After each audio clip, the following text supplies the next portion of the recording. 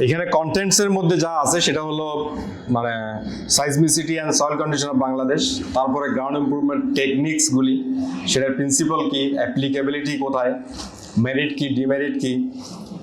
এরপরে আমাদের একটা টপিক আছে যার জন্য যেই উদ্দেশ্য নিয়ে মানে ফ্রি হোল্ড এটা স্পন্সর করলো, সেই পাইল বেস গ্রাউটিং এর উপরে আমরা আলাপ করব, জেট গ্রাউটিং। ওকে, আমরা জানি যে major factors of earthquake induce damage, অর্থাৎ ভূমিকম্পের সময় যে মেজর ফ্যাক্টরগুলি, এই ফ্যাক্টরগুলি সম্পর্কে আমাদের ধারণা আছে। এক নম্বর হচ্ছে এপিসেন্টার থেকে কত দূরে আমার সাইটটা বা আমার স্থাপনাটা আছে, যত দূরে হবে তত ইফেক্টটা কম হবে। কিন্তু প্রবলেমটা হচ্ছে যদি সফট ক্লে থাকে তাহলে সাইট অ্যাম্প্লিফিকেশন হওয়ার কারণে সেই ডিস্টেন্সের কারণে যে আমি দূরে চলে গেলাম, কমে গেল ইন্টেন্সিটি, আবার ওইখানে অ্যাম্প্লিফিকেশন হওয়ার কারণে সেই জিনিসটা ইফেক্টটা কমে যায়। মানে অর্থাৎ আমার যে ভালনারেবিলিটি বা ক্ষতি হওয়ার প্রবাবিলিটিটা আবার বেড়ে যায়। লিকুইফ্যাকশন, যদি লিকুইফ্যাকশন হয় তাহলে পুরো বিল্ডিংটা বা স্থাপনাটা ড্যামেজ হওয়ার প্রবাবিলিটি অনেক গুণ বেড়ে যায়। এরপরে রেজোনেন্স, সফট স্টোরি এবং কনস্ট্রাকশন এবং ডিজাইন প্র্যাকটিসের উপরে আরও অনেক বিষয় আছে যেগুলির কারণে আমাদের স্থাপনাটা আর্থকুয়েকের সময় ভালনারেবল থাকে বা ড্যামেজ হওয়ার পসিবিলিটি বেড়ে যায়। এইখানে এই সিম্পল যে ডায়াগ্রামটা, এটা দিয়ে ফিগারটা দিয়ে আমরা বুঝাতে চাচ্ছি যে ভূমিকম্পটা এখানে হলো, যত ডিস্টেন্সে ট্রাভেল করবে তত অ্যাটেনুয়েশন হয়ে কমে যাবে, এটা আমরা বুঝি। অর্থাৎ আস্তে আস্তে এনার্জি কমে যায়। কিন্তু এখানে এসে যদি এখানে সফট ক্লের ভিতর দিয়ে এই বিল্ডিংটাকে হিট করে, তখন এই সফট ক্লের কারণে এইখানে অ্যাম্প্লিফিকেশন হয়। এই অ্যাম্প্লিফিকেশনটা 2 থেকে 3 গুণ, অর্থাৎ ইন্টেন্সিটি যেটা আসলো সেটা 2-3 গুণ বেড়ে যায়। তার মানে কি 2-3 গুণ বেড়ে যাওয়ার কারণে এখানে আমাদের ড্যামেজের পসিবিলিটি বা প্রবাবিলিটি অনেক বেড়ে যায়। এবং সফট স্টোরি থাকলে যে প্রবলেম সেটা আপনারা জানেন। লিকুইফ্যাকশন হলে কি হয়? লিকুইফ্যাকশনের যে সিম্পলি যদি বলি, saturated, silt or sand, clay ছাড়া। ক্লের মধ্যে যেই ক্লের প্লাস্টিসিটি কম, ওয়াটার কন্টেন্ট অনেক বেশি, সেটাও লিকুইফাইবল, বাট সেটা কিছু স্পেশাল কন্ডিশন আছে। এখন যদি লিকুইফ্যাকশন হয় তাহলে কি কি ঘটনা ঘটে? একটা হচ্ছে যদি হেভি স্ট্রাকচার থাকে সেটা সেটেল করবে, টিল্ট করবে, সেটেলমেন্ট ইউনিফর্ম হবে না, স্বাভাবিকভাবে টিল্টিংও হবে। লাইট স্ট্রাকচার যদি হয় সেটা কি হবে? সেটা উপর দিকে উঠে যাবে, যেমন ম্যানহোল, সেপটিক ট্যাঙ্ক, এরকম স্থাপনা, অনেক স্থাপনা আছে, ইটিপি, এরকম অনেক স্থাপনা আছে যেগুলি উপর দিকে উঠে যাবে। হয়তো এখানে বড় ধরনের মানে জানমালের ক্ষতি হবে না, বাট এটাও একটা মানে ইউটিলিটি ইন্টারাপশন হবে, যেটার কারণে আমাদের প্রবলেম হবে। মোস্ট ইম্পর্টেন্ট যে পয়েন্টটা সেটা হচ্ছে আমাদের দেশের যে সয়েল কন্ডিশন, এই সয়েল কন্ডিশনের মধ্যে 2টা সিগনিফিক্যান্ট জিনিস আমি আমার দেখা যত সয়েল টেস্ট রিপোর্ট এবং প্রজেক্টে আমি কাজ করেছি সবগুলিতে আমি একটা জিনিস আমি লক্ষ্য করেছি, এখানে হয় সফট ক্লে আছে, না হলে লিকুইফাইবল সয়েল আছে। মানে কত পার্সেন্ট এক্স্যাক্টলি হিসাবটা আমি বলতে পারবো না, বাট আমার অনুমান 70-80%-এর মধ্যেই soft clay or liquefiable soil or দুইটা একসাথে আছে। মানে উপরে লিকুইফাইবল সয়েল, তার নিচে সফট ক্লে, তার নিচে মানে হার্ড ক্লে, তার নিচে ডেন্স স্যান্ড, এরকম বেশিরভাগই আছে। এবং আরো একটা জিনিস ইন্টারেস্টিং হলো, সেটা হচ্ছে এই মাওয়া, তারপরে এরকম একটা মানে একটা বেল্ট আছে যেখানে নন প্লাস্টিক সিল্টের পরিমাণ সবচেয়ে বেশি। নন প্লাস্টিক সিল্টের মেইন ইয়েটা হলো, এটা আমার পিএইচডি রিসার্চের একটা টপিক ছিল। নন প্লাস্টিক সিল্টের একটা মেইন প্রবলেম হলো যে এইটা দেখতে অনেকটা ক্লের মতো মনে হয়, সবাই এটা ক্লে বলে সন্দেহ করে বা ক্লের মতোই এটাকে ডিজাইন করার চেষ্টা করে, কিন্তু আসলে এটা ক্লে না, বা এটা আবার সিল্টও না, মানে ইলাস্টিক সিল্ট যেটা প্লাস্টিসিটি যুক্ত যে সিল্ট যেটা, সেটাও না। তার মানে নন প্লাস্টিক সিল্টটা আসলে কি? এটা হচ্ছে দেখতে ক্লের মতো, সিল্টের মতো মনে হবে, কিন্তু এটার বিহেভিয়ারটা হলো স্যান্ডের মতো। সুতরাং এটা খুব লিকুইফায়েবল, এটার কোহেশন নাই। এইটা কিন্তু আমাদের মানে বাংলাদেশের অনেক জায়গায় আছে অ্যাভেলেবল, এবং এটার জন্যই মানে ইয়াতে পদ্মা ব্রিজের ওখানে ওদের যখন ইমপ্লিমেন্টেশনে গিয়ে পাইলিং এর সময় প্রবলেম তৈরি হয়, পাইলিং ক্যাপাসিটি আসতেছিল না, পরে অন্যভাবে এটা সমাধান করে। তাহলে আমরা যদি দেখি যে আমাদের এই S1 এবং S2 ক্যাটাগরি সয়েলে বেশি আমাদের দেশে। S1 হলো সফট ক্লে আর S2 হলো লুজ স্যান্ড অথবা সিল্ট, যেটা লিকুইফায়েবল। এবং তাই যদি হয় তাহলে সাইজমিক ডিজাইন ক্যাটাগরি কি হবে বলেন? সাইজমিক ডিজাইন ক্যাটাগরি ডি হবে। ডি হইলে আপনাকে স্পেশাল সাইজমিক ডিটেইলিং করতে হবে। স্পেশাল সাইজমিক ডিটেইলিং করতে গেলে আপনাকে জয়েন্ট শেয়ার, তারপরে হলো ইভেন কলামের টাইও ডিজাইন করে দিতে হবে। হ্যাঁ, কলামের টাইও ডিজাইন করে দিতে হবে। ডিজাইন করে দিলে এবার কন্ট্রাক্টর বলবে এই ইঞ্জিনিয়ার কিছুই জানে না, আমি সারা জীবন কাজ করছি, হ্যাঁ সারা জীবন কাজ করে আসছি, এইরকম ড্রয়িং আমি দেখি নাই, এরা কোত্থেকে নতুন নতুন আসছে, এইসব কথা বলবে। একদম মানে নিশ্চিত থাকে কন্ট্রাক্টর এটা বলবে।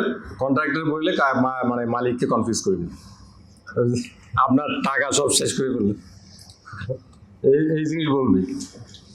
তারা আমাদের মানে অনেক ধরনের সয়েল কন্ডিশন আছে, মানে টিপিক্যাল সয়েল লেয়ার যদি বলি এইরকম কন্ডিশন ঢাকা শহরের আশেপাশে অনেক প্রচুর আছে, বা অন্য জায়গায় আছে আমার মনে হয়। হ্যাঁ, যদি জলসিঁড়ির কথা বলি তাহলে সেখানে এই সিচুয়েশন, মানে বসুন্ধরা তো একই সিচুয়েশন, মানে অনেক জায়গায়।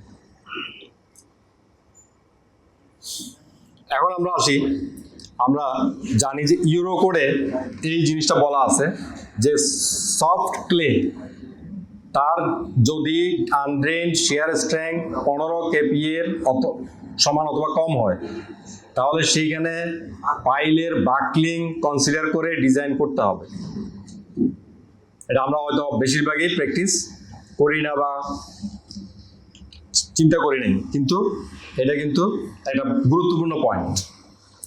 তার মানে কি, আমার 15 kPa মানে হলো SPT 1-2 এরকম যেগুলি আর কি, SPT 1-2 বিশিষ্ট যে সয়েলগুলি সেগুলির কথা বলতেছে।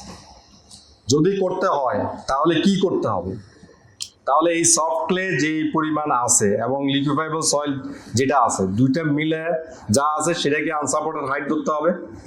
ধরে আমাকে হিসেব নিকেশ করে দেখাইতে হবে যে এটা ক্রিটিক্যাল যে হাইট বাকলিং এর জন্য তার চেয়ে কি, তার চেয়ে বেশি না কম। মানে আমার ক্রিটিক্যাল হাইটটা আমি বের করলাম ফর এক্সাম্পল 10 মিটার। এখন আমার ওই যে সফট ক্লে এবং লিকুইফাইবল মিলে যদি ওটা থাকে 12 মিটার, তাহলে আমার কি হবে? এটা কি ওকে না নট ওকে? Not okay. এই জিনিসটা আমাদেরকে দেখতে হবে। আচ্ছা, এটা দেখলে কি হবে, মানে এটার ইমপ্লিকেশন কি?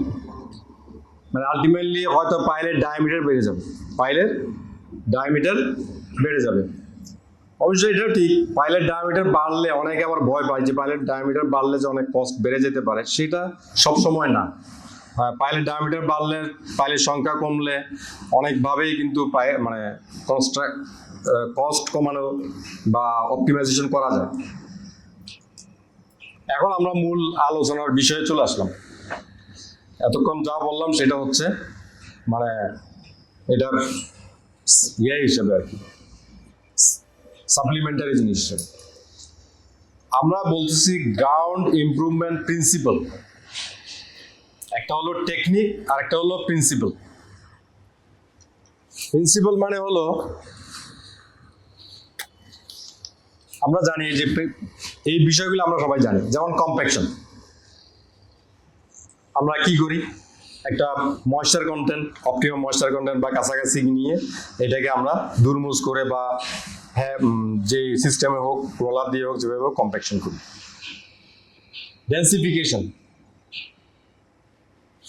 স্যান্ডি সয়েল যদি হয়, গ্র্যানুলার সয়েল হয়, সেখানে ভাইব্রেশনের মাধ্যমে আমরা এইটার রিলেটিভ ডেন্সিটি বাড়াই দিই বা ডেন্সিটি বাড়াই দিই, সুতরাং এটা ডেন্সিফিকেশন করি। এটা হচ্ছে আরেকটা প্রিন্সিপাল। কনসলিডেশন, যদি ক্লে সয়েল হয় এবং স্যাচুরেটেড হয়, এটার ভিতরে যে ওয়াটার কন্টেন্ট আছে সেটা কমানোর জন্য, সেটেলমেন্ট যা হওয়া সেটা আগেই হওয়ার জন্য আমরা এটার উপরে সাস্টেইন লোড মানে প্রিলোডিং বা যে সিস্টেমে যেটা এটাকে কনসলিডেশন করার জন্য যা যা করি, এটা হলো আমার কনসলিডেশন। অর্থাৎ এটার মাধ্যমে ভিতর থেকে আমার পানিটা বের করতে হবে, সেটেলমেন্ট যা হওয়ার সেটা আগেই করে ফেলতে হবে। এই হলো আমার কনসলিডেশন। তাহলে এরপর হলো স্টেবিলাইজেশন বা মডিফিকেশন, মানে হলো আমি এইটার কেমিক্যাল প্রপার্টি চেঞ্জ করে দিব। এটার মধ্যে আমি কেমিক্যাল দিব, সিমেন্ট দিব বা আদার ম্যাটেরিয়াল দিব, দিয়ে টিয়ে এটাকে এমন সিস্টেম করব যাতে এটা আগের জিনিস থাকবে না, সম্পূর্ণ নতুন জিনিসে পরিণত হবে। এটাই হলো আমার স্টেবিলাইজেশন অর মডিফিকেশন। এরপর হলো রেইনফোর্সমেন্ট। এটার ভিতরে আমি ছোট ছোট পাইল ঢুকা দিলাম বা উডেন পাইল দিলাম, হ্যাঁ বল্লি পাইল দিলাম অথবা প্রিকাস পাইল ঢুকা দিলাম, এরকম যে টেকনিকগুলি সেটাকে বলা হচ্ছে রেইনফোর্সমেন্ট। এই হলো বেসিক প্রিন্সিপাল। এখন আমাকে বলেন যে কম্প্যাকশন, এখন এই যে প্রসেসগুলি, এই প্রসেসগুলি সম্পর্কে তো আর কারোর কোনো প্রশ্ন আছে? আমি এইটার উপর বেস করে বাকি ডিসকাশনটা হবে, যদি না থাকে আমরা আগে, কারণ এটা হচ্ছে বেসিক। এখন আমরা ওই বেসিক প্রিন্সিপালগুলিকে কাজে লাগিয়ে যে টেকনিকগুলি দিয়ে গ্রাউন্ড ইমপ্রুভমেন্ট করা হয় ওয়ার্ল্ড ওয়াইড, সবগুলি এখানে কম বেশি আলোচনা করা হচ্ছে। সবগুলি আমাদের দেশের জন্য ফিজিবল না, অ্যাপ্লিকেবল না বা অ্যাভেলেবল না, অনেক কিছু হইতে পারে, বাট জানা থাকলো যে কোথায় কি হয়, কি জিনিস কোনটা কি জিনিস। এটা তাহলে আমরা একটার পর একটা পরে আলাপ করব। এখন আমরা এটা স্কিপ করে যাচ্ছি। নেক্সট একটা প্রশ্ন আসতে পারে, সেটা হলো গ্লোবাল ওয়ার্মিং বা ক্লাইমেট রেজিলিয়েন্স অথবা পরিবেশ বান্ধব কনস্ট্রাকশন কিভাবে করা যেতে পারে। কনস্ট্রাকশন মানেই হলো পরিবেশ বান্ধব না, কনস্ট্রাকশন কখনো পরিবেশ বান্ধব হইতে পারে না। এটা কেউ যদি বলে যে আমার এই কনস্ট্রাকশন পরিবেশ বান্ধব, তাহলে এটা টোটালি রং। আপনি শুধু কি করতে পারেন, মানে ওই একজন বেশি করে পরিবেশ দূষণ আর একজন কম করে, মানে এই কম্পেয়ার করে আপনি ইয়ে করতে পারেন, কিছুটা ইমপ্রুভ করতে পারেন। কারণ আপনি কনস্ট্রাকশন করতে যাচ্ছেন, সিমেন্ট ইউজ করবেন, রড ইউজ করবেন, এটা ইউজ করবেন, ম্যাটেরিয়াল ইউজ করবেন, সেগুলি প্রোডাকশন হচ্ছে, প্রত্যেকটা প্রোডাকশনেই আপনার কার্বন ডাইঅক্সাইড এবং গ্রিন হাউস গ্যাস নিঃসরণ হচ্ছে প্রচুর পরিমাণে। তার মানে হচ্ছে কনস্ট্রাকশন মানেই পরিবেশ জন্য সহায়ক না, কিন্তু তারপরও আমাদেরকে করতে হচ্ছে। এখন যতটা মিনিমাইজ করা যায় সেটা আমাদের করতে হবে। তাহলে মিনিমাইজ করার উপায় কি? একটা হচ্ছে ইউজ লোকাল ম্যাটেরিয়াল, যতটা সম্ভব লোকাল ম্যাটেরিয়াল ব্যবহার করতে হবে। আপনি ইম্পোর্ট করা মানেই হলো জাহাজের মধ্যে দিয়ে নিয়ে আসবেন, একটা পরিবেশ দূষণ হবে, হ্যাঁ আপনার ডলার বাইরে চলে যাবে, সেটা তো অন্য ইস্যু। এরপর হলো ট্রান্সপোর্টেশন, রিডিউস ট্রান্সপোর্টেশন, মানে আপনি ঢাকা থেকে সিলেটের জিনিস নিয়ে যাবেন বা সিলেট থেকে খুলনা নিয়ে যাবেন, ট্রান্সপোর্টেশন লাগবে। সেটা যদি না লাগে, আপনি যদি ওই যেখানে কাজ করবেন সেখানকার বালি ইউজ করতে পারেন, সেটা পরিবেশের জন্য সহায়ক। আর রিসাইকেল, রিইউজ, এগুলো তো সবাই জানেন যে আমি একটা জিনিস আবার অন্য ম্যাটেরিয়াল হিসেবে ব্যবহার করব, যেমন ফ্লাই অ্যাশ এবং স্ল্যাগ আমরা ব্যবহার করি। তারপরে রিইউজ, একই জিনিস বারবার ব্যবহার করা। রিডিউস ইন্ডাস্ট্রি প্রোডাকশন, ইন্ডাস্ট্রি মানে হলো পরিবেশ দূষণ, সুতরাং ইন্ডাস্ট্রি প্রোডাকশন যত কমানো যায়। ইনক্রিজ ডিউরেবিলিটি, আপনি স্থাপনা একটা ডিজাইন করবেন, কনস্ট্রাকশন করবেন, এইটা যদি 10 বছর টিকে আর একটা যদি 50 বছর টিকে, এর মধ্যে পরিবেশের জন্য সহায়ক কোনটা? যেটা 50 বছর টিকবে। কারণ হলো আপনি 10 বছর পর পর পরিবেশ দূষণ করবেন, আর এটা হচ্ছে 50 বছরে একবার করবেন। এই হলো মানে মেইন পয়েন্ট। এইটার রেসপেক্টে আপনারা ধরেন গ্রাউন্ড ইমপ্রুভমেন্ট টেকনিক যেটাই অ্যাপ্লাই করবেন সেখানে, বা যে কোনো কনস্ট্রাকশন করার সময় আপনি এটা অ্যাপ্লাই করে দেখতে পারেন যে কোনটা পরিবেশের জন্য সহায়ক। এটা হলো মানে কমন প্রিন্সিপাল বললাম। এখন আমরা আসি ডিপ কম্প্যাকশন বা ডাইনামিক কম্প্যাকশন কি জিনিস। এটা ভেরি সিম্পল টেকনিক। বিশাল একটা হ্যামার অনেক উপরে ক্রেন দিয়ে উঠে দুম করে ফেলে দিবে, আর কিছু না। এখানে আর কোনো আহামরি টেকনোলজি নাই, হ্যাঁ বলতে গেলে। কিন্তু এটা কোন ধরনের সয়েলে প্রযোজ্য এটা আপনাকে বলতে হবে, মানে এটা আপনারা বলবেন, আমি বলবো না। হ্যাঁ, স্যান্ডি সয়েলে এটা হিউজ একটা ভাইব্রেশন হবে, ভাইব্রেশনের কারণে এটা। কিন্তু এটা আমি 50-60 ফিট গভীরে মানে এটা কিন্তু কম্প্যাকশন করতে পারবো না, এটা একটা লিমিট আছে। এই লিমিটের মধ্যে এটা 5-7 মিটার 8 মিটার ম্যাক্সিমাম হয়তো 10 মিটার হতে পারে হ্যামারের ওয়েট চেঞ্জ করে এটা। বাট এটা কি সব জায়গায় অ্যাপ্লিকেবল? সব জায়গায় অ্যাপ্লিকেবল না। হ্যাঁ, জলসিঁড়িতে কোনো বিল্ডিং হয় নাই, মনে করেন এখন একদম ফাঁকা, কথার কথা এখনো তো হয়ে গেছে, তখন এটা আপনি এটা অ্যাপ্লাই করে সব কম্প্যাকশন করে ফেললেন, হইতে পারে, বাট এখন করা যাবে না। পারমিয়েশন গ্রাউটিং হচ্ছে, এটা আমার মানে রিসার্চ বা থিসিসের একটা টপিক ছিল পিএইচডি। পারমিয়েশন গ্রাউটিং কিছুই না, এটা একটা কেমিক্যাল। এই কেমিক্যালটা মানে চায়না তো আবিষ্কার করছে, বা ওরা মানে জাপানে একটা কোম্পানি আবিষ্কার করছে, তারা এটার ফর্মুলা দেয় না। কেমিক্যালটার বৈশিষ্ট্য হচ্ছে এরকম, এটা ভিসকোসিটি খুব লো, মানে পানির মতোই যাইতে থাকে। ছেড়ে দিলে গ্র্যাভিটিতে ফ্লো করে বালির ভিতরে যা ফাঁকা আছে সব ফিল আপ করে ফেলে। যদি পুরোটা ফিল আপ করে ফেলে, আমরা 1 সপ্তাহ পরে ওইটা আবার সলিডিফাই হয়ে যায়, মানে রিয়েকশন হয়ে সলিডিফাই হয়ে যায়।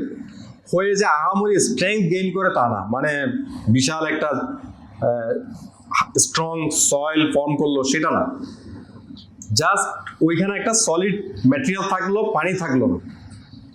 ভূমিকম্প হলে লিকুইফ্যাকশন হওয়ার যে পসিবিলিটি সেটা আর থাকলো না। শুধু এই পারপাসটা ওরা সার্ভ করে। এটা হচ্ছে, এটাকে বলা হয় পারমিয়েশন গ্রাউটিং। এবং এখানে যদি কেউ আরেকজন রিসার্চ করে যদি আবিষ্কার করতে পারে যে ঠিক আছে ওখানে মানে সিমেন্টিশিয়াস ম্যাটেরিয়াল এমনভাবে দিলাম আবার ভিসকোসিটি লো হলো, তাহলে সে সিমেন্টেশন হয়ে এটা অনেক স্ট্রেংথ গেইন করবে, সেটাও করতে পারে যদি কেউ রিসার্চ করে বের করতে পারে। পারমিয়েশন গ্রাউটিং আমাদের দেশে কি অ্যাপ্লিকেবল, মানে আমরা কি ইউজ করতে পারবো? মানে পারবো, যদি আমার কাছে ওই ম্যাটেরিয়ালটা থাকে, ওই টেকনোলজিটা থাকে, করতে পারবো। মানে এটা আমি হিসেব নিকেশ করে দেখছিলাম, মানে আমাদের দেশে অ্যাপ্লাই করার জন্য যে কস্ট ইফেক্টিভনেস এটা হয় না। এটা যদি ওরা অনেক মানে বেশি প্রোডাকশন করে কম দামে দিতে পারে তখন হইলে হইতে পারে। এরপর হলো কম্প্যাকশন গ্রাউটিং। কম্প্যাকশন গ্রাউটিং এর বেসিক প্রিন্সিপাল হলো, এটা পারমিয়েশন গ্রাউটিং এর উল্টা। এটা হাই ভিসকোসিটি, মানে সে মর্টার টাইপের একটা ম্যাটেরিয়াল, এটা হাই প্রেসারে আপনি মাটির ভিতরে ইনজেক্ট করে দেবেন। ইনজেক্ট করে দিলে কি হবে, সেইখানে সে মানে নতুন জায়গা দখল করবে, অন্যগুলিকে কম্প্রেস করে বাইরে নিয়ে যাবে, যার কারণে মানে অন্যান্য সয়েলগুলি ডেন্সিফাই হবে, এই একটা জায়গা দখল করবে। এইভাবে সে গ্রাউন্ড ইমপ্রুভমেন্টটা করে, মানে সে কিছুটা।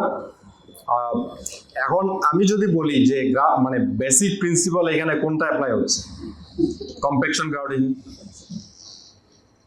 হ্যাঁ, আমরা যে বলছিলাম সলিডিফিকেশন, ডেন্সিফিকেশন। পিছনে কি দেখতে পাচ্ছেন? দেখা যাচ্ছে। এরপর হলো জেট গ্রাউটিং। জেট গ্রাউটিংটা হলো মানে হাই ভেলোসিটিতে গ্রাউটকে সয়েলের মধ্যে এমনভাবে ইনজেক্ট করা যে সয়েলের সাথে ওই গ্রাউটটা মিক্স হয়ে রিয়েকশন হয়ে পরবর্তীতে এটা সলিডে পরিণত হবে। এটাকে কনক্রিটও বলা যায় না, আবার সয়েলও বলা যাবে না, এরকম একটা ম্যাটেরিয়াল তৈরি হবে। সেজন্য এটাকে বলা হয় সয়েল ক্রিট, মানে সয়েলও না আবার কনক্রিটও না, মাঝামাঝি একটা স্ট্রেংথের জিনিস তৈরি হবে। এবং এটা প্রিন্সিপাল মানে সিস্টেমটা এটা সিম্পল। এটা ক্লে, সিল্ট, স্যান্ড সবগুলিতেই অ্যাপ্লাই করা যায়। এটার বড় সুবিধা হলো এটা, যেমন ডিপ মিক্সিং যেটা, সেটা স্যান্ডের মধ্যে করা ডিফিকাল্ট, ক্লের মধ্যে, সফট ক্লের মধ্যে করা ইজি। কিন্তু জেট গ্রাউটিংটা একই জায়গায় ক্লে আছে, সিল্ট আছে, স্যান্ড আছে, বিভিন্ন ধরনের লেয়ার আছে, করা যাবে। এটা হলো এটার সবচেয়ে বড় অ্যাডভান্টেজ। এখন আমরা যদি আসি জেট গ্রাউটের পাইল ইন সফট ক্লে, আমি যদি অ্যাপ্লাই করতে চাই তাহলে আমি মানে আমি কোন প্রিন্সিপাল অ্যাপ্লাই করব, আমাকে তো ডিজাইন করতে হবে। এই জায়গাটা হলো সবচেয়ে ক্রিটিক্যাল। জেড গ্রাউডেড পাইল আমি বিদেশ থেকে মেশিন নিয়ে আসলাম, আমি জেড গ্রাউডেড পাইল বানাই দিলাম, এটা তো সহজ। কিন্তু এইটা আসলে এটা ইউজ করে আমার ডিজাইনটা ঠিক মতো হইতে হবে। ডিজাইন ঠিক মতো না হইলে পরে ডিজাস্টার হবে। এইটার বেসিক প্রিন্সিপাল হচ্ছে এটা, এই জেড গ্রাউডেড পাইলটা ল্যাটারাল লোড, মানে আমাদের যে পাইলগুলি ল্যাটারাল লোড নিতে পারে সেটা নিতে পারবে না, সেটা নিলে এটা ভেঙে যাবে। এটা মানে অনেকগুলি লিমিটেশন আছে, টেনশন নিতে পারবে না। তাহলে এটা কোথায় কোথায় অ্যাপ্লাই হবে সেটা আমাকে বুঝতে হবে। এবং এটা করার জন্য আমার জেড গ্রাউডেড পাইল, তার উপরে যদি প্রয়োজন হয় আমি ছোট একটা ক্যাপ, তার উপরে হলো একটা গ্র্যানুলার ম্যাট্রেস, এবং গ্র্যানুলার ম্যাট্রেসের মধ্যে যদি প্রয়োজন হয় আবার রেইনফোর্সমেন্টও দেওয়া যাবে। সেই রেইনফোর্সমেন্ট হলো জিওগ্রিড বা হাই স্ট্রেংথ জিও টেক্সটাইল, এগুলি হবে। এই হলো এটার মানে ফিলোসফি। এইভাবে যদি এটা ডিজাইন করা হয় তাহলে এটা পসিবল, নতুন বিল্ডিংও পসিবল। যদিও বা এটা বেশি ইউজ করা হয় পুরোনো বিল্ডিংয়ের রেট্রোফিটিংয়ের কাজে। এরপর আমরা আসি ডিপ মিক্সিং বা ডিপ সয়েল মিক্সিং। যেটাই বলুক, ডিপ মিক্সিং মেথড বা ডিপ সয়েল মিক্সিংটা মেইনলি এটা মেকানিক্যাল মিক্সিং সিস্টেম, মাটির ভিতরে ঢুকে সফট ক্লেতে বেশি ব্যবহার হয়। এটা মানে একটা শেফট বা একটা পাইপের ভিতর দিয়ে গ্রাউট যাচ্ছে, স্লারি যাচ্ছে, মানে সেইটা মিক্সিং করার জন্য সেখানে এই যে আপনারা দেখতে পাচ্ছেন, এই যে মিক্সিং করার জন্য এই ব্লেডগুলি আছে, এখান দিয়ে এটা ডিসচার্জ হচ্ছে, মিক্সিং হচ্ছে। এবং জাপানে এমন এমন ইনস্ট্রুমেন্ট আছে যে একসাথে মানে 9টা পাইল একসাথে করে ফেলবে, মানে এরকম ভাবে মেশিনটা এত ইউজ যে একসাথে 9টা ঢুকাই দিবে, 9টা একসাথে হবে, একসাথে 9টা পাইল করে ফেলবে, এরকমও আছে। তো এইটা এই ডিপ মিক্সিং যেটা জেড গ্রাউডেড পাইল, দুইটাই কিন্তু একই জিনিস। মানে একই জিনিস মানে হচ্ছে এটা আলটিমেটলি একই জিনিসই হচ্ছে। স্টোন কলাম এটা জাস্ট এমনি জানার জন্য, আমাদের দেশে আসলে এটা অ্যাপ্লিকেবল না। কেন অ্যাপ্লিকেবল না? আমাদের মেইন প্রবলেম হচ্ছে স্টোনের দাম বেশি। স্টোনের যদি দাম বেশি হয়, আলটিমেটলি আমি এইটা করে যে কস্ট হয়, মানে এটা দিয়ে আমার ডিজাইন করে এটা কস্ট ইফেক্টিভ হয় না। এটাই হলো মেইন প্রবলেম। আদারওয়াইজ এটা টেকনোলজি হিসেবে খারাপ না। আবার এটা ভালোভাবে এটা যদি করতে হয় তাহলে যে মেশিনপত্র যেটা লাগে সেটাও আমাদের দেশে অ্যাভেলেবল না। স্টোন কলামের মেইন প্রিন্সিপালটা কি, এখানে আমরা একটা হোল করলাম বা একটা ইয়ে করে সেখানে স্টোন সিপ দিলাম, দিয়ে সেটাকে ভাইব্রেশন করে কম্প্যাক্ট করে একটা স্টোন কলাম তৈরি করা। এটার মাধ্যমে আশেপাশের স্যান্ডি সয়েলটাও ডেন্সিফাই হবে, আবার এখানে একটা স্টোন কলামের মতো তৈরি হবে। এটা ক্লে সয়েলের মধ্যেও ব্যবহার করা যায়, বাট এটা স্যান্ডি সয়েল আরও বেশি ইফেক্টিভ। মানে এটার মাধ্যমে লিকুইফ্যাকশন পটেনশিয়ালটা থাকে না। কিন্তু আমাদের দেশে এটা ইকোনমিক না এবং করার জন্য মেশিনটা নাই। তাহলে আমরা এখন চলে আসলাম পাইল বেস গ্রাউটিং। এটাকে গ্রাউন্ড ইমপ্রুভমেন্ট বলা যাবে কিনা আমি জানি না, বাট এটা আমি এখানে গ্রাউন্ড ইমপ্রুভমেন্টের মধ্যেই দিচ্ছি।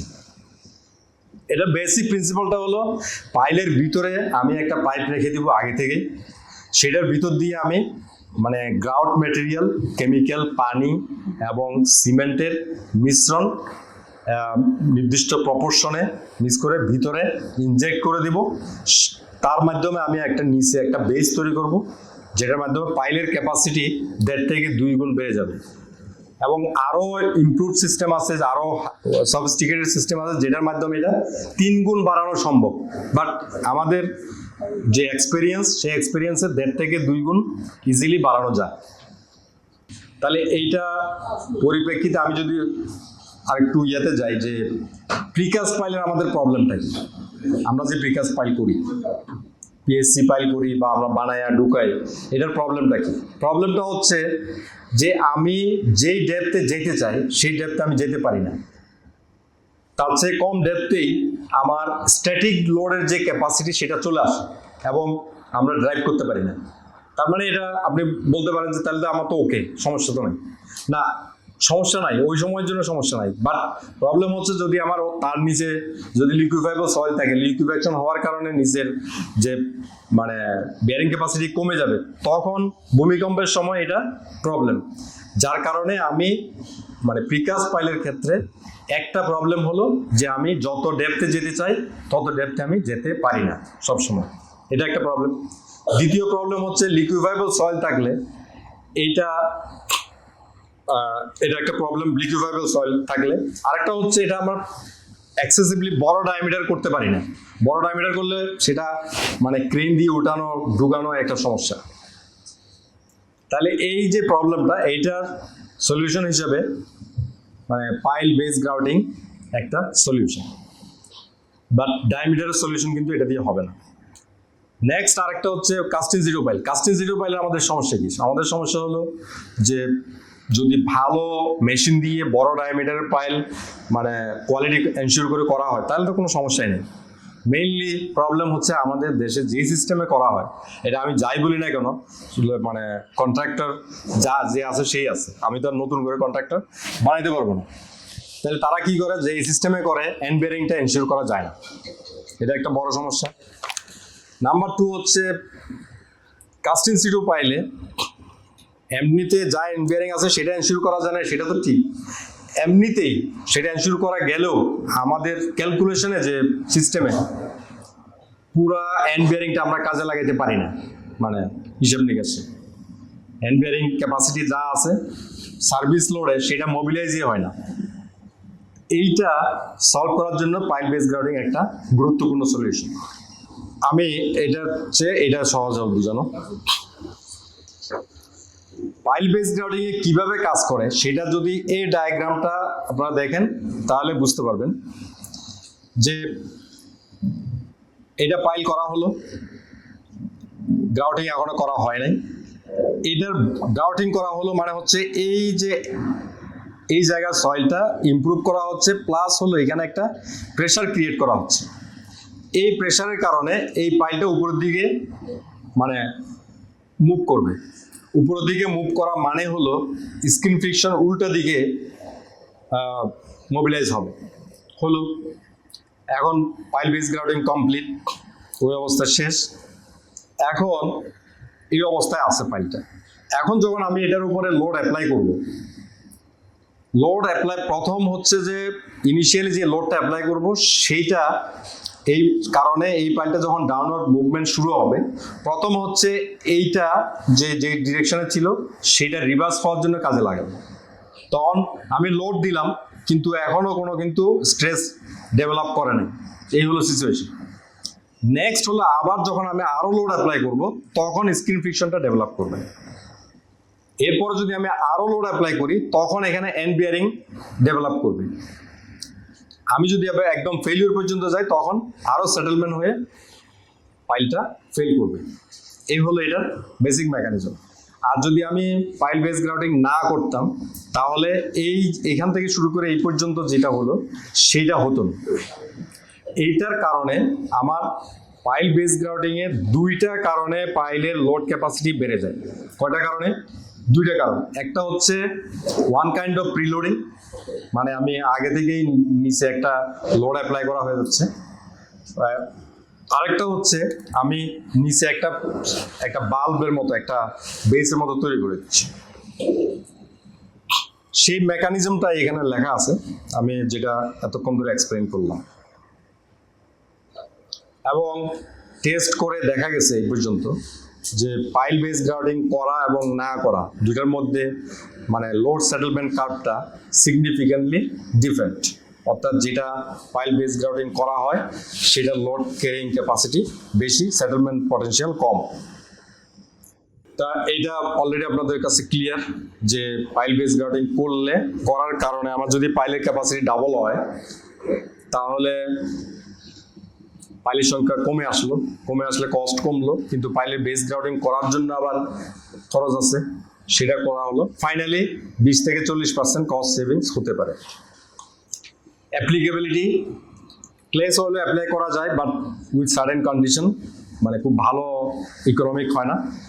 পাইল যদি আমি স্যান্ড এবং সিল্টি স্যান্ড বা স্যান্ডি সিল্টের মধ্যে রেস্ট করাইতে পারি, সেখানেই এটা অ্যাপ্লিকেবল।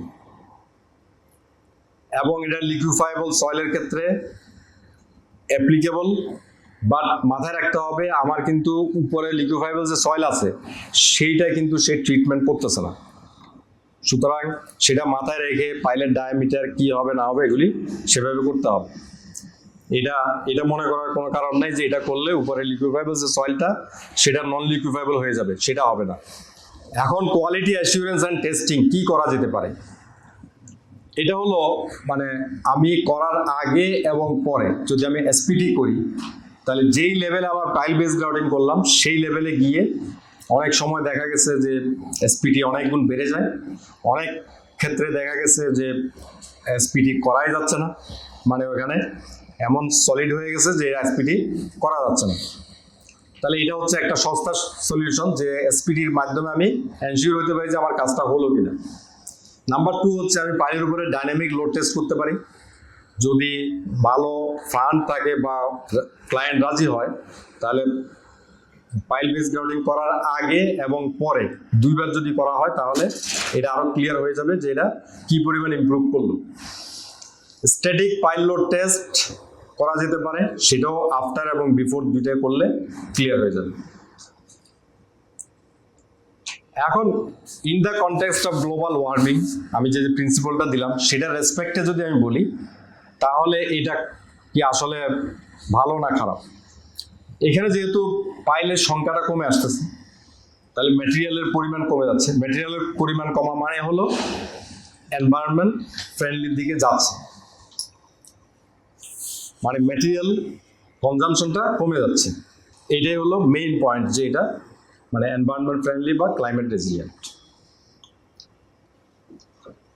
আপনারা গুগল করলে পাবেন যে অনেক ইন্টারন্যাশনাল অনেক প্রজেক্টে এটা ইউজ করা হয়েছে অলরেডি, ভবিষ্যতে হবে। এরকম এখানে অনেকগুলি এক্সাম্পল দেওয়া হচ্ছে। এখানে আসলে মানে খুব বেশি শিখার কিছু নাই, জাস্ট এক্সাম্পল যে এইখানে পাইল বেস গ্রাউন্ডিং করা হয়েছে। এবং পাইল বেস গ্রাউন্ডিং আরেকটা ইন্টারেস্টিং ইনফরমেশন হলো পাইলের ডায়ামিটার যত বেশি হয় এটার ইফেক্টিভনেস তত বেশি, মানে ইফেক্টিভনেসটা তত বেশি। এগুলি হচ্ছে এক্সাম্পল যেখানে নাকি এটা অ্যাপ্লাই করা হয়েছে বিভিন্ন ব্রিজে, ফ্লাইওভার, এক্সপ্রেসওয়ে, লন্ডনে 62 তলা বিল্ডিংয়ে পাইলে কিন্তু এটা ইউজ করা হয়েছে, চায়নাতে আছে। বাংলাদেশে কোথায় কোথায় অ্যাপ্লাই করা হলো অলরেডি এই পর্যন্ত? রূপসা ব্রিজে এটা অ্যাপ্লাই করা আছে, পাকশি ব্রিজে করা আছে, যমুনা ব্রিজে করা আছে, বাট এটা একটু অন্যরকম বিষয়টা। যমুনা ব্রিজে যেটা করা হয়েছে সেটা হচ্ছে প্রথমে এইখানে বড় ডায়ামিটারের স্টিল পাইপ ঢুকানো হলো। ভিতরের যে মাটিটা আছে সেই মাটি পুরোটা কিন্তু মানে তুলে ফেলা যাবে না, নিচে 5 মিটার মাটি রেখে দিয়ে বাকি মাটিটা উঠাই ফেলছে। উঠানোর পরে ওই যে 78 মিটার ওটা কনক্রিট দিয়ে ফিল আপ করছে। তাহলে নিচে যে 5 মিটার মাটিটা রয়ে গেল সেইটাকে কি করতে হবে, সেটাকে ওরা বেস গ্রাউন্ডিং করে ওটাকে ইমপ্রুভ করছে। তো সেটা করার জন্য ওই কনক্রিটিং করার সময় পাইপ টাইপ রেখে দেওয়া যা সেগুলি করে রাখছে আগে। এটা হচ্ছে যমুনা ব্রিজের। পদ্মা ব্রিজে কি করা হয়েছে? পদ্মা ব্রিজে যেটা করা হয়েছে সেটা হচ্ছে এরকম, অলমোস্ট ওটার মতোই কনসেপ্টটা, যে এখানে পুরা পাইলটা ড্রাইভ করা হলো, ভিতরের মাটিটা উঠানো হলো। উঠানোর সময় নিচের 5 মিটার উঠানো হয় না, কারণ ওটা যদি উঠাই ফেলে এটা আনস্টেবল হয়ে যায়। তারপরে উঠানোর পরে প্রথমে 10 মিটার সিসি করলো, তারপরে 70 মিটার বা সামথিং অ্যারাউন্ড কম্প্যাক্টেড স্যান্ড দিল, তারপরে পাইল ক্যাপের নিচের অংশটা আরসিসি দিয়ে ফিল আপ করলো, তারপরে পাইল ক্যাপটা করা হয়েছে। এইভাবে হলো পদ্মা ব্রিজের যেটা করা হয়েছে। এখন নিচে যে 5 মিটার ওইটা পাইল বেস গ্রাউন্ডিং করে ওইটাকে সলিডিফাই করা হচ্ছে। পদ্মা ব্রিজে আরো একটা কাজ করা হয়েছে, সেটা হচ্ছে কিছু কিছু পাইলে যেখানে পাইলের ক্যাপাসিটি আসতেছিল না সেখানে স্কিনে মানে সাইড রেজিস্ট্যান্স বাড়ানোর জন্য গ্রাউটিং করা হয়েছে। সেই গ্রাউটিং এর ক্ষেত্রে গ্রাউটিং ম্যাটেরিয়ালটা বিদেশ থেকে আমদানি করা, মানে হাই ফাইননেস, অনেক মানে খুব মানে মাইক্রো সিমেন্ট বলা হয়, মাইক্রো ফাইন সিমেন্ট। তো সেটা সফিস্টিকেটেড, সেটা আমাদের দ্বারা সম্ভব না, মানে আমাদের ম্যাটেরিয়াল ইনস্ট্রুমেন্ট সব মিলে এটা এক্সপেন্সিভ। আমাদের মানে এইখানে আমরা যে মানে কি বলা হয় লো কস্ট টেকনোলজি আর কি যাকে বলে, হ্যাঁ, যে এক্সপিরিয়েন্স সেটা হলো যে এফডিসিরা ফার্মার কালিয়াকৈর সাভারে দুইটা টেস্ট ফাইল করা হলো, একটা বেস গ্রাউডেড আর একটা বেস গ্রাউডেড না। ডায়ামিটার 750 মিলিমিটার, লেংথ হলো 30 মিটার। এসপিটি এবং ডাইনামিক টেস্ট দুইটাই করা হয়েছে।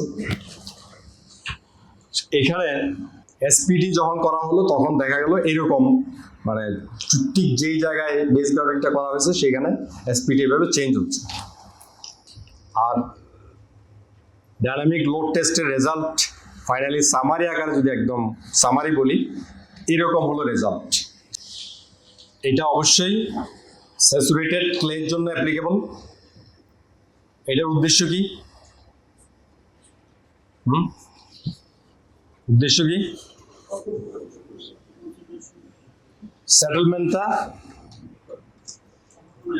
সেটেলমেন্ট কমানো না, সেটেলমেন্ট মানে কনস্ট্রাকশনের আগেই মানে করাই ফেলা আর কি।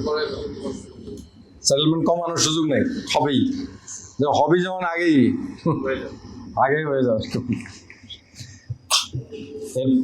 ইনক্রিজ বিয়ারিং ক্যাপাসিটি খুব বেশি না, বাট বিয়ারিং ক্যাপাসিটি বাড়ে। এখন এখানে যে বিষয়টা সেটা হলো আমরা এই প্রিলোডিংটা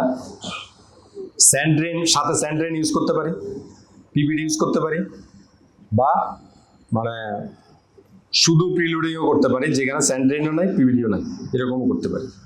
এটা সিচুয়েশন বুঝে আমাদেরকে করতে হয়। যদি আমি পিবিডি বা কোনো কিছু ব্যবহার না করি তাহলে যেটা হবে, এদিকে এখানে স্যান্ড লেয়ার থাকলে এদিকে যদি স্যান্ড লেয়ার থাকে তাহলে কনসলিডেশনটা এভাবে হচ্ছে। তাহলে আমার এই পয়েন্টের যে ওয়াটারটা সেটা ট্রাভেল করতে হচ্ছে কতটুকু? এই যে টোটাল থিকনেসের অর্ধেক। যদি সে 10 মিটার আমার সফট ক্লে থাকে, 5 মিটার ট্রাভেল করতে হচ্ছে। তাই sand drain or PBD. PBD মানে হলো প্রি ফ্যাব্রিকেটেড ভার্টিক্যাল ড্রেন। এটা এক প্রকার ড্রেন ম্যাটেরিয়াল যেটা মানে পলিমার দিয়ে তৈরি। এটা মাটির ভিতরে ঢুকাই দিলে মানে সফট ক্লে থেকে পানিগুলি কালেকশন হয়ে উপরে চলে আসে। এটা হলো এটার মেইন মেকানিজম। আমরা যদি ওইটা না দিই তাহলে মানে পানির যে ড্রেনেজটা সেটা ভার্টিক্যালি হবে, আর যদি ওইটা দিই আমরা ওটা ল্যাটারালি হবে। বাংলাদেশের সফট ক্লে বা সয়েল কন্ডিশন সম্পর্কে একটা গুরুত্বপূর্ণ পয়েন্ট হলো, যেহেতু আমাদের দেশের মাটিগুলি পলি মাটি আমরা বলি, স্তরে স্তরে জমা হয়ে এগুলি তৈরি হয়, মানে অ্যালুভিয়াল সয়েল। এই মাটির একটা বড় বৈশিষ্ট্য হলো হরাইজন্টালি এইখানে মানে ছোট ছোট অনেক লেয়ার থাকে, এবং মানে পুরো সফট ক্লে আমরা এসপিটি করে যে সফট ক্লেটা পাই এইখানে মানে মাইক্রো যে অনেক লেয়ার আছে, এই লেয়ারটা সবগুলি আসে না বা ওইভাবে রিফ্লেকশনটা হয় না।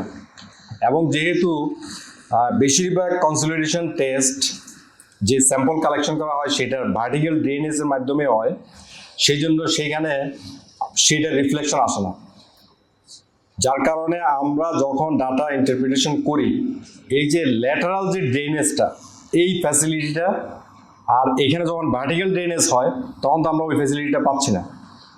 এই জন্য ল্যাটারাল ড্রেনেজের ফ্যাসিলিটি যখন পাওয়া যাবে তখন এইটা আরো অনেক বেশি ফাস্টার হয়।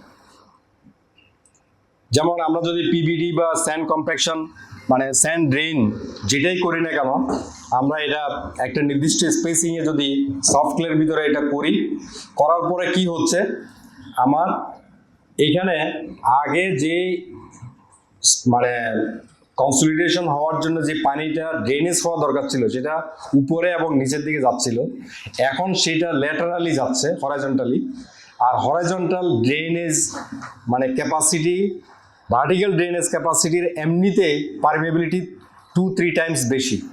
তার উপরে আমার ডিস্টেন্সটা কিন্তু কমে গেল, অর্থাৎ আমার এখানে যদি এই পয়েন্ট এবং এই পয়েন্টের মাঝখানে যদি সে স্পেসিং হলো 1 মিটার, তাহলে এখন ড্রেনেজ পাথ লেংথ কত হলো, মানে 0.5 মিটার। তার মানে ড্রেনেজ লেংথটা অনেক কমে গেল, যেটা 5 মিটার ছিল সেটা 0.5 মিটারে চলে আসলো। তার মানে কত গুণ কমে গেল, ড্রেনেজ পাথ কমে গেল। কমে যাওয়ার কারণে আমি যখন লোড দিচ্ছি সেই লোডের কারণে পুরো জিনিসটা খুব দ্রুত কনসলিডেশন হয়ে পানিটা বের হয়ে আমার সেটেলমেন্টটা হয়ে যাচ্ছে, যা সেটেলমেন্ট হওয়ার সেটা কমপ্লিট হয়ে যাচ্ছে। তারপরে আমি তার উপরে আসলে স্ট্রাকচারটা করি, রোড বা রেলওয়ে অথবা অন্য স্ট্রাকচার যেটা সেটা করি। এটাই হলো বেসিক প্রিন্সিপাল। এবং পিভিডির স্ট্রাকচারটা মোটামুটিভাবে এরকম, চারিপাশে একটা মানে ফিল্টার ম্যাটেরিয়াল থাকে, পলিমার জাতীয় জিওটেক্সটাইল জাতীয় ম্যাটেরিয়াল, মানে টিস্যু টাইপের দেখতে মনে হবে অনেকটা। ভিতরে একটা এরকম স্কেলেটন থাকে, তাহলে এইটার ভিতর দিয়ে পানিটা ড্রেনেজ হয় উপরের দিকে। মানে এটা একটা ছোটখাটো অ্যানিমেশনের মতো যে ল্যাটারালি এসে ভার্টিক্যালি মুভ করছে। এখানে গুরুত্বপূর্ণ পয়েন্ট হলো অনেকে স্যান্ড কম্প্যাকশন পাইল এবং স্যান্ড পাইলের মধ্যে ডিফারেন্সটা অনেকে মিস করে দেয়। সেটা হচ্ছে স্যান্ড কম্প্যাকশন পাইল অনেক সময় একই অর্থে সব আমরা মানে ব্যবহার করে থাকি, কিন্তু স্যান্ড ড্রেন আর স্যান্ড কম্প্যাকশন পাইল কিন্তু এক জিনিস না। স্যান্ড কম্প্যাকশন পাইল হচ্ছে আমি সেখানে একটু মোটা দানার বালি ক্লের মধ্যে হোক আর বা স্যান্ডের মধ্যে হোক সেটা আমি ডুবাচ্ছি, কম্প্যাকশন করতেছি এবং আশেপাশের মাটিটাও কিছুটা কম্প্যাকশন হয়। এবং এইটার যে লোড বেয়ারিং মেকানিজম আর এইটার সম্পূর্ণ আলাদা, আমি স্যান্ড কম্প্যাকশন পাইলে পরে আসতেছি। আর স্যান্ড ড্রেন যেটা সেটা হলো মানে অনেকটা দেখতে স্যান্ড কম্প্যাকশন পাইলের মতো মনে হবে যে আমি ভিতরে একটা হোল করলাম, হোলের মধ্যে বালি দিলাম, সেটাকে আমি ড্রেনেজ লেয়ার হিসেবে ব্যবহার করতেছি। অর্থাৎ পিভিডি যেটা মানে আর্টিফিশিয়ালি তৈরি সেইটা না দিয়ে আমি যদি একটা ছোটোখাটো প্রজেক্ট করি, সেইখানে আমি অত বড় মেশিন আনতে পারবো না, তখন আমি কি করতে পারি, তখন আমি হয়তো যদি আমি অ্যাপ্লাই করতে চাই স্যান্ড ড্রেন ইউজ করতে পারি। বাট এগুলি মানে ছোট প্রজেক্টে এইরকম মানে ব্যবহারের ক্ষেত্রে অনেক লিমিটেশন আছে, মানে বুঝে শুনে করতে হবে। ডিফারেন্সটা আমি ক্লিয়ার করলাম যে স্যান্ড ড্রেন আর স্যান্ড কম্প্যাকশন পাইল এক জিনিস না। স্যান্ড ড্রেনের কনসেপ্ট হলো জাস্ট একটা হোল করব, হোলের ভিতরে বালি দিব, মোটা দানার বালি দিব, ওটার ভিতর দিয়ে পানিটা ড্রেন আউট হবে। ওটা কিন্তু কোনো লোড নেওয়ার জন্য আমরা ইয়ে করবো, ওটা ড্রেনেজ হিসেবে ব্যবহার হবে। এবং পিভিডি একই কাজ করবে। পিভিডিটা আরও সফিস্টিকেটেড, আরও এফিসিয়েন্ট এবং কুইকলি করা যায়, মেশিন দিয়ে করতে হয়। স্যান্ড ড্রেনটা যে কোনো লেবার দিয়ে করে ফেলা যায় আমাদের লোকাল টেকনোলজি দিয়ে। এই হলো ডিফারেন্স, এসসিপি ইন লিকুইফাইবল সয়েল। এখন আমরা আসি স্যান্ড কম্প্যাকশন পাইপ। আমরা একটু আগে বললাম যে স্টোন কলাম যেটা মানে ভালো, কিন্তু আমাদের দেশের জন্য এটা এক্সপেন্সিভ এবং মানে মেশিনটা অ্যাভেলেবল না। কিন্তু স্যান্ড কম্প্যাকশন পাইপটা যদি কোয়ালিটি মেনটেন করে করা যায়, তাহলে এইটা লিকুইফাইবল সয়েলটাকে নন লিকুইফাইবল করার জন্য এটা পসিবল। বাট কন্ডিশন আছে, কন্ডিশন হচ্ছে কোয়ালিটিটাতে আমাদের সিরিয়াস প্রবলেম আছে। মানে আমার ইনিশিয়ালি আমি স্যান্ড কম্প্যাকশন পাইল দিয়ে অনেকগুলি প্রজেক্ট করি, পরবর্তীতে মানে কোয়ালিটি এনশিওর করতে না পারার কারণে মানে বাদ দিচ্ছি। কোয়ালিটি মানে হলো এখানে মেইনলি স্যান্ড কম্প্যাকশন পাইল যে আমি এটা করতেছি, এখানে কম্প্যাকশনটা ঠিকমতো হচ্ছে কিনা, এবং এইটা মানে আমার আমি 8 ইঞ্চি ডায়ামিটার কেজিং দিয়ে যদি করি, ভিতরে গিয়ে এটা 12 ইঞ্চি 14 ইঞ্চি হচ্ছে কিনা, মানে অ্যামাউন্ট অফ স্যান্ড কি পরিমাণ দিচ্ছি, এইটার হিসাব নিকাশটা কনসালটেন্ট যে হিসাব নিকাশ করে দিতে হবে এবং সেটা এনশিওর করতে হবে। এবং পরবর্তীতে যদি আমি স্যান্ডি সয়েলের মধ্যে স্যান্ড কম্প্যাকশন পাইল করি, পরবর্তীতে আগে যে এসপিটি, পরবর্তীতে আবার এসপিটি করে আমাকে এনশিওর করতে হবে এটা যে যেই ডিজায়ারেবল এসপিটি লেভেল আমার দরকার ছিল সেটা আসলো কিনা। এইটা হচ্ছে মানে ফাইনালি। তাহলে এইটা যদি আমরা ইস্যু করতে পারি তাহলে পসিবল। তারপরও কিছু লিমিটেশন আছে।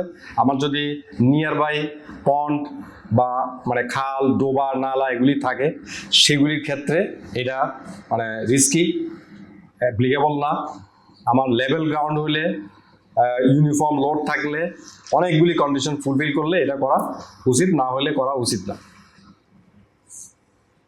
স্যান্ড কম্প্যাকশন পাইলের মেইন বিষয় হলো এটা, মানে যেহেতু ডেন্স, স্যান্ড কম্প্যাকশন পাইলের মেইন বিষয়টা হলো আমি বালির মধ্যে আমার বাংলাদেশে যে টেকনোলজি সেটা ইউজ করে আমরা একটা হ্যামার ঢুকাই দিচ্ছি, তারপরে একটা কেজিং ঢুকাই দিচ্ছি, কেজিং এর ভিতর দিয়ে আমি বালি দিচ্ছি, সেই বালিটাকে আমি আবার ভিতরে দুরমুজ করে মানে কেজিং এর নিচে আমি আরেকটু বড় ডায়ামিটারের একটা স্যান্ডের একটা পাইল করে ফেলতেছি। এটা করতে গিয়ে কি হচ্ছে, আশেপাশের যে বালিটা সেটাও টাইট হচ্ছে, সেটাও ডেন্সিফাই হচ্ছে। তাহলে টোটাল গ্রাউন্ডটা আগে হয়তো এসপিডি ছিল 4 বা 6, এখন এসপিডি হয়ে গেল 15 বা 18। তাহলে ইমপ্রুভ হলো। এই হলো কনসেপ্ট।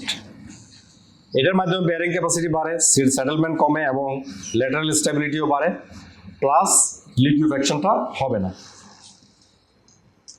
এটা লুজ স্যান্ডের জন্য সবচেয়ে বেশি কার্যকরী।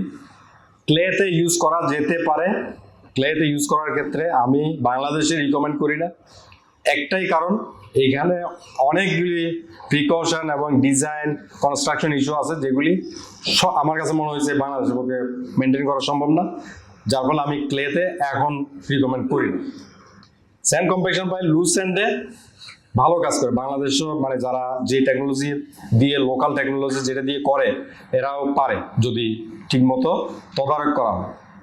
এবং স্যান্ড কম্প্যাকশন পাইল যদি আমি ক্লেতে করি তাহলে সেই ক্ষেত্রে আমি বলবো যে যদি প্রিলোডিং করা যায় তাহলে মানে এটা ডাবল বেনিফিট পাওয়া যায়, বাট তখন এটা কস্ট বেড়ে যায়।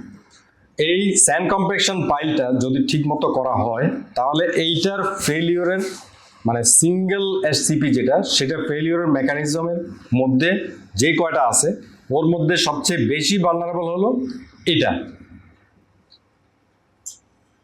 কিন্তু এইটা as a whole composite ground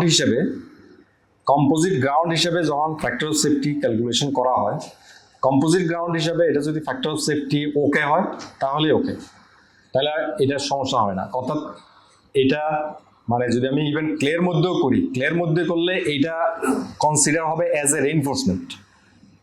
কিন্তু আমি আগেই বলছি যে ক্লের মধ্যে করার ক্ষেত্রে এমব্যাঙ্কমেন্ট ছাড়া বিল্ডিং এর ক্ষেত্রে খুবই সাবধানে করতে হবে। না করাটাই আমি রিকমেন্ড করছি, যে মানে আমার সাজেশন হলো না করাই উচিত। কিন্তু এমব্যাঙ্কমেন্টের ক্ষেত্রে এটা বড় সুবিধা হলো এটা ফ্যাক্টর অফ সেফটি সে আমি স্যান্ড কম্প্যাকশন পাইল না করে যদি ফ্যাক্টর অফ সেফটি আমার 0.9 আসে, এটা করার মাধ্যমে যদি আমার ফ্যাক্টর অফ সেফটি 1.6 আসে বা 1.5 প্লাস আসে তাহলে আমার এটা ডিজাইনে ওকে হয়ে গেল। সেইটার কনসিডারেশনে এটা মানে তখন এটা কিন্তু কাজ করে কি হিসাবে, ক্লে তো আছেই, ক্লের পাশাপাশি এই যে স্যান্ডের একটা কলাম হলো সেটা অ্যাজ এ রেইনফোর্সমেন্ট হিসেবে কাজ করে। এবং সেটার ক্যালকুলেশনের জন্য ভেরি সিম্পল আর অনেক ফর্মুলা আছে, আমি যেটা সবচেয়ে সহজ সেটা এখানে দিলাম। সেটা হচ্ছে যে আমরা মানে অ্যাঙ্গেল অফ ইন্টারনাল ফ্রিকশন এবং সি দুই ধরনের ম্যাটেরিয়ালই এখানে আছে, দুইটার একটা অ্যাভারেজ করে, অর্থাৎ কম্পোজিট গ্রাউন্ড হিসেবে আমি সিও পাচ্ছি, মানে অ্যাঙ্গেল অফ ইন্টারনাল ফ্রিকশনও পাচ্ছি। এইটা দিয়ে আমরা টোটাল জিনিসটা হিসাব করতে পারি। এটা হচ্ছে একটা মানে একেবারেই সিম্পলিফাইড প্রসিজিওর।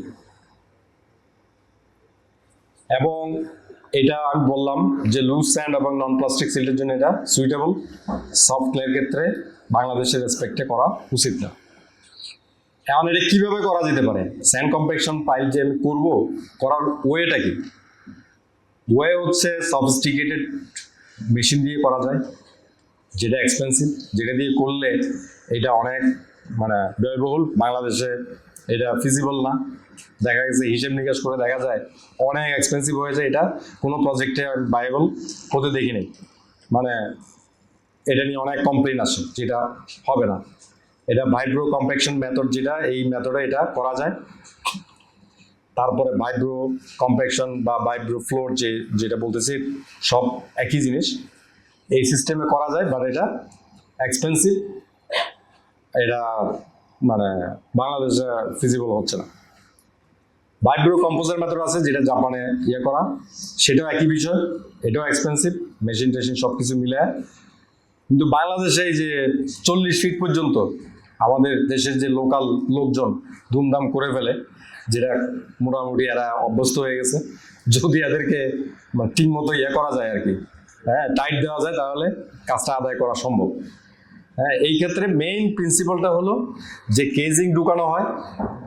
অনেক ক্ষেত্রে কেজিং ছাড়াও সম্ভব, কম ডেপথের হলে 20 ফিট হলে, কিন্তু 40 ফিট হলে কেজিং লাগবে। কেজিংটা কিভাবে ঢুকাইতে হয় এই মেকানিজমে যাচ্ছি না। মেইন কনসেপ্টটা হলো কম্প্যাকশন যেটা হবে সেটা কেজিং এর বাইরে হবে, সেটা ভিতরে না। কেজিং এর বাইরে কম্প্যাকশনটা হবে, বালিটা দেওয়া হবে, কম্প্যাকশনটা হবে কেজিং এর বাইরে, নিচে। হ্যাঁ, এইভাবে আস্তে আস্তে কেজিংটা আস্তে আস্তে উঠানো হয়, আর বালি দেওয়া হয়, সেটাকে কম্প্যাকশন করা হয়। এই হলো বেসিক জিনিস।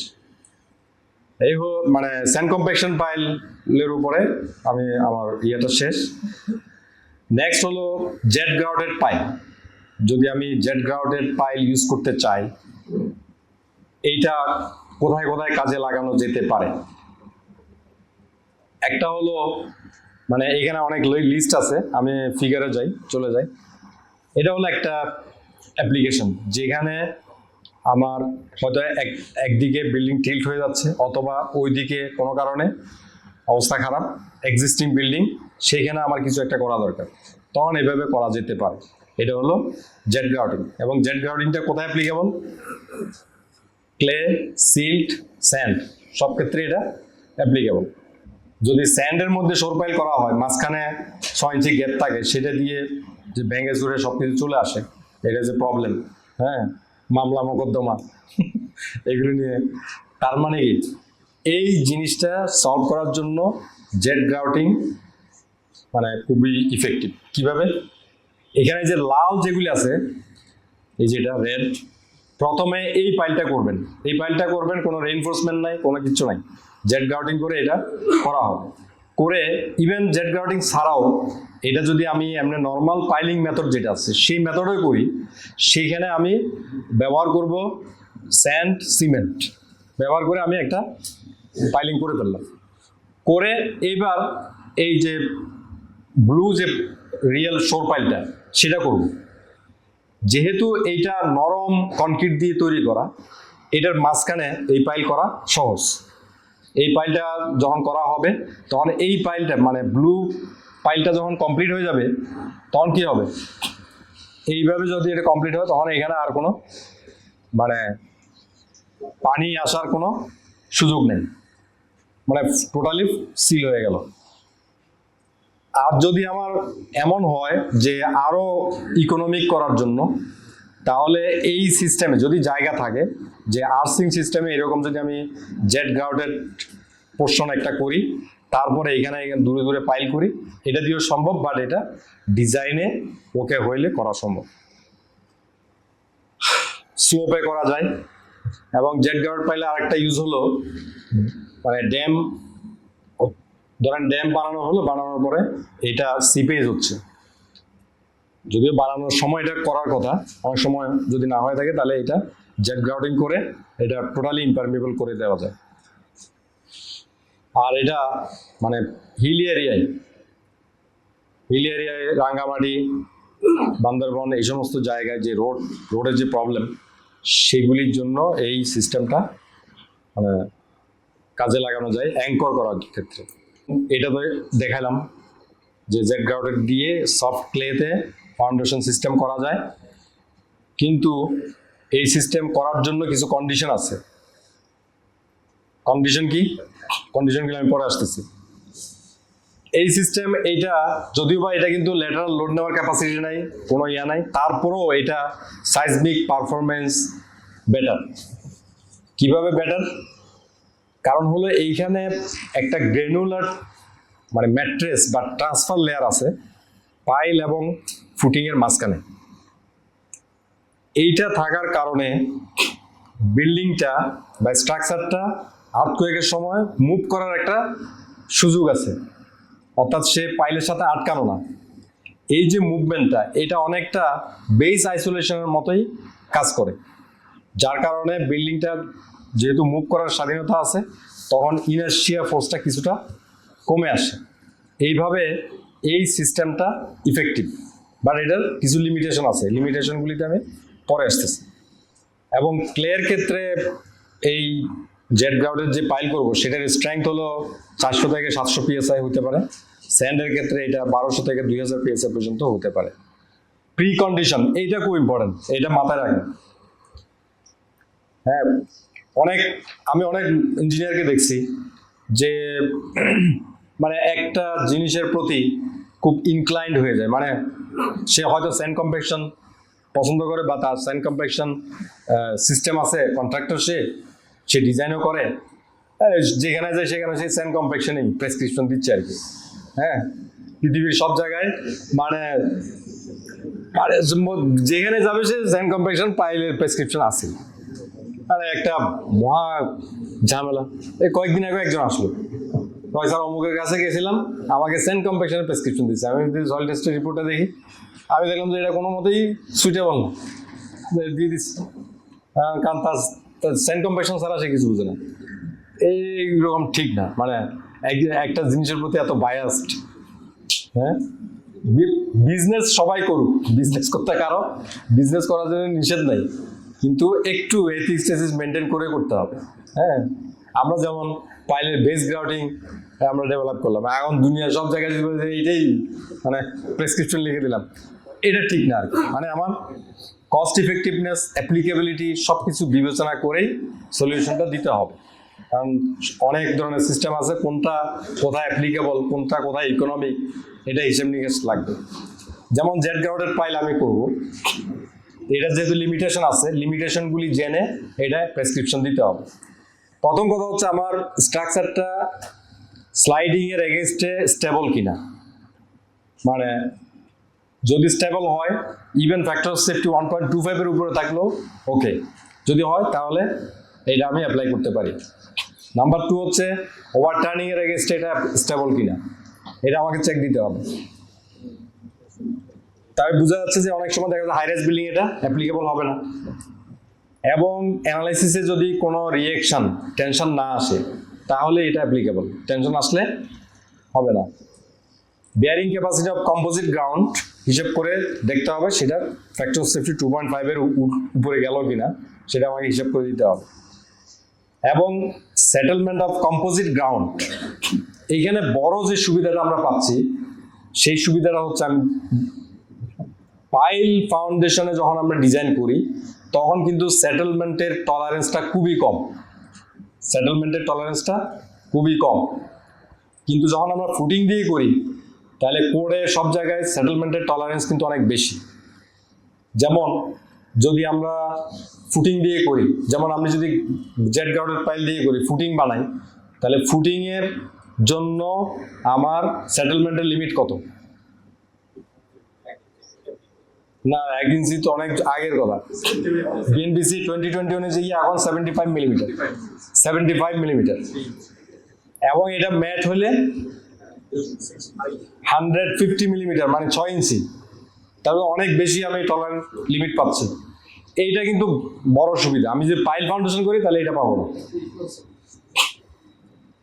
আচ্ছা, বিল্ডিং হাইট এবং লোড ইউনিফর্ম হতে হবে। কেন ইউনিফর্ম হতে হবে?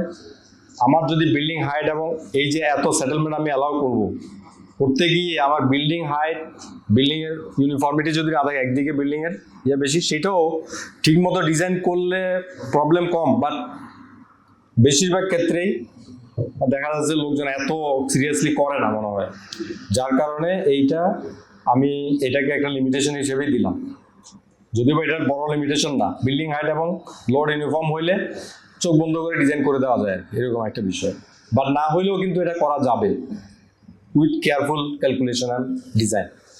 Site is neither sloping ground and not water front, এটা একটা লিমিটেশন থাকবে, আদারওয়াইজ এটা ঠিক আছে।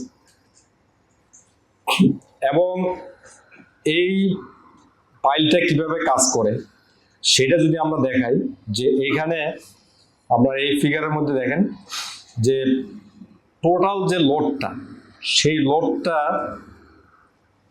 মানে কিছুটা সয়েলের মধ্যে যাচ্ছে, কিছুটা পাইলের মধ্যে যাচ্ছে। সয়েলের মধ্যে যাওয়ার কারণে সয়েল আবার সেটেলমেন্ট হচ্ছে, সেই সেটেলমেন্টটা এখানে নেগেটিভ স্কিন ফ্রিকশন হিসেবে আসতেছে। এইখানে পজিটিভ স্কিন ফ্রিকশন হলো, এইখানে হলো এন্ড বেয়ারিং। আলটিমেটলি আমি কিন্তু এটা স্কিন ফ্রিকশন মোটামুটি পাই না বললেই চলে, পুরোটা এন্ড বেয়ারিং এর মাধ্যমে আসে। আর এন্ড বেয়ারিং আমি মোটামুটি পুরোটাই পাচ্ছি।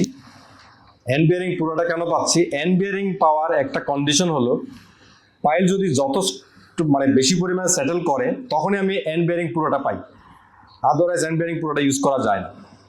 তাহলে এইখানে এই জেট গ্রাউন্ডের পাইলের ক্ষেত্রে স্কিন ফ্রিকশন আমি টোটালি পজিটিভ নেগেটিভ মিলে 0 হয়ে গেল। এন্ড বেয়ারিংয়ে যেহেতু আমরা এটা বেশি সেটেলমেন্ট অ্যালাউ করতেছি, 3 ইঞ্চি 6 ইঞ্চি অ্যালাউ করি, এই 3 ইঞ্চি 6 ইঞ্চি সেটেলমেন্ট অ্যালাউ করতে গিয়ে আমি কিন্তু কি পাচ্ছি? এন্ড বেয়ারিংটা বেশি পাচ্ছি। এন্ড বেয়ারিং এর মাধ্যমে সে লোডটা ট্রান্সফার করে দিল কোথায়? হার্ড লেয়ারে। হার্ড লেয়ারে ট্রান্সফার করা মানে সেখানে সেটেলমেন্ট কম হবে। এইটা হলো বেসিক মেকানিজম। আর এই যে 3 ইঞ্চি বা 6 ইঞ্চি যে সেটেল করলো, এটা করতে গিয়ে পাশে যে সফট ক্লে আছে সেও কিন্তু লোড নেওয়া শুরু করলো। এটা যদি সেটেল না করতো তাহলে সে কিন্তু লোড নিত না।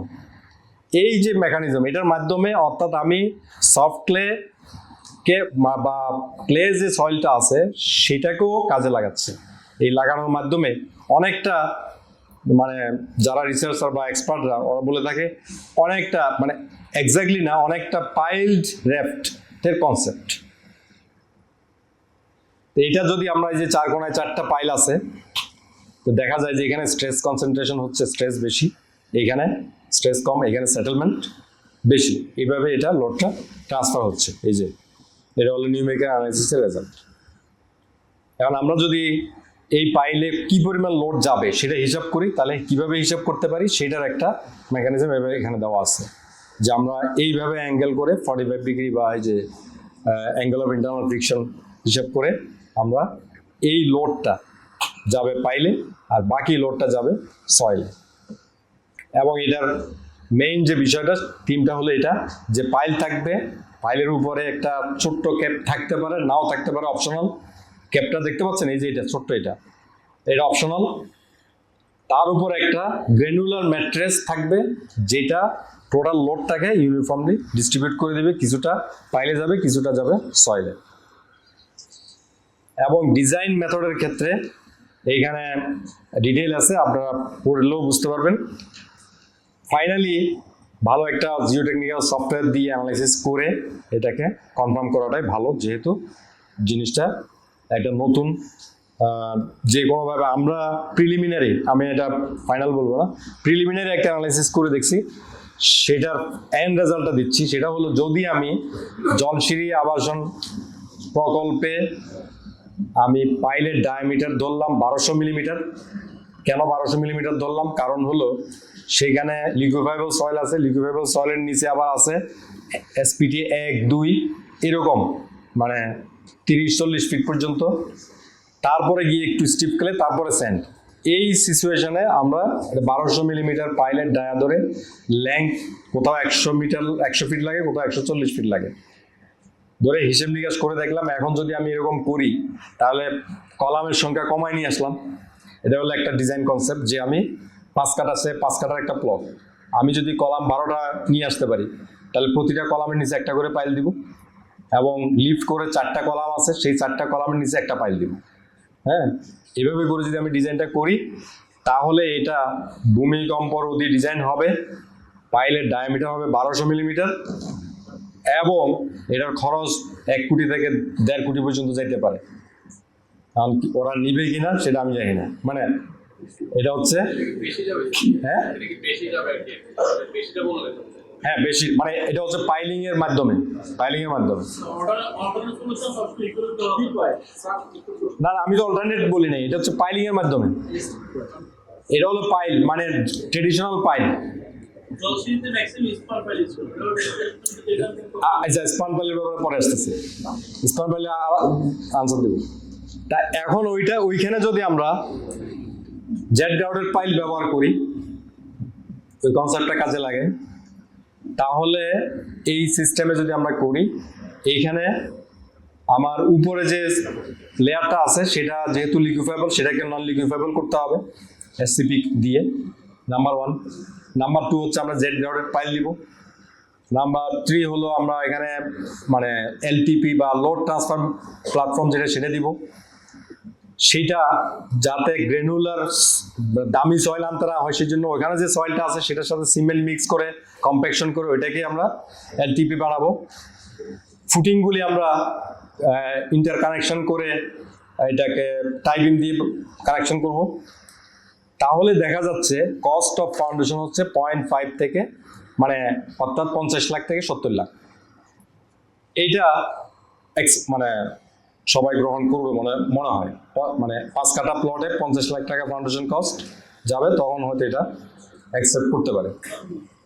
বাট আমি বললাম এটা প্রিলিমিনারি, মানে এটা ফাইনাল কিছু না যে আপনি গিয়ে বলবেন যে এটাই, এরকম কিছু না। হ্যাঁ, এটা ডিপেন্ডস অন মেনি সিচুয়েশন।